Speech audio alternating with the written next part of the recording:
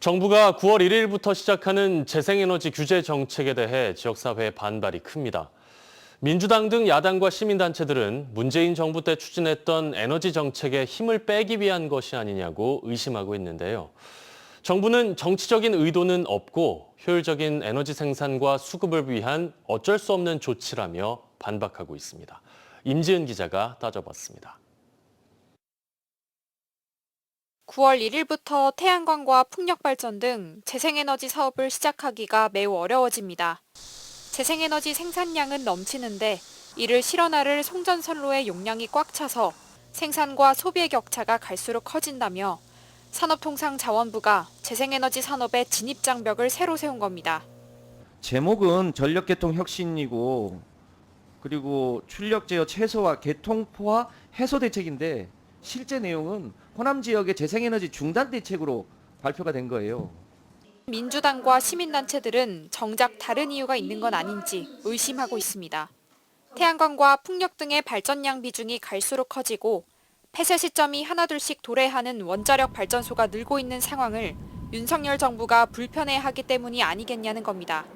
이른바 문재인 정부 때 중점적으로 추진했던 재생에너지 사업의 확장을 억제하고 원자력 발전의 비중을 늘리기 위해 재생에너지 신규 허가를 규제하고 있다는 주장입니다. 신재생 에너지에 대한 근본적인 반대, 그리고 온전 중심의 발전을 지속하겠다는 윤석열 정권의 정책이라고 봅니다. 이런 의심에는 윤석열 정부가 실제로 원자력 발전에 공을 들이는 것도 한몫하고 있습니다.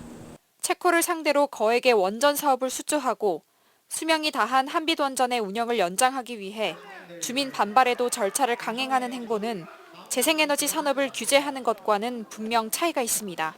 값싸고 안정적인 전력 공급을 해갖고 통제하기 쉬운 원전이나 석탄 발전 이 중심으로 모든 걸 운영하고 있거든요. 전력 시장 제도 개편한다는 것 자체가 사실은 재생에너지 죽이기와 다름없다 생각합니다. 환경단체들은 또 다른 이유에서 정부의 에너지 정책을 걱정하고 있습니다. 탄소 중립을 달성하기 위해서는 재생에너지 산업을 키워나가는 것이 세계적인 추세인데 거꾸로 가고 있다는 겁니다. 화석 연료 발전과 원자력 발전의 최소 발전 용량을 지켜주려고 태양광 등 재생에너지 발전을 시행시키는 것은 기후위기 시대의 최우선 과제인 탄소 감축과 에너지 전환을 포기하는 처사 아닌가. 하지만 이런 주장에 대해 정부는 정치적인 주장일 뿐이라며 일축하고 있습니다. 전력이 남아돌고 송전선로 용량이 부족해 다른 곳으로 보내기도 힘든데 계속 전력 생산을 독려하는 것은 전혀 경제적이지 않다는 겁니다. 전 정부의 에너지 정책에 힘을 빼기 위한 것이라는 주장에 대해서는 답변을 내놓지 않으면서도 문재인 정부는 재생에너지 보급 목표를 달성하기 위한 정책만 있었을 뿐 이를 효율적으로 배분하는 전력망 정책은 고민하지 않았다며 규제는 불가피하다고 선을 그었습니다. 또 다른 논란은 남는 전력을 부족한 곳으로 보내주는 송전 능력이 정말 포화 상태냐 하는 겁니다.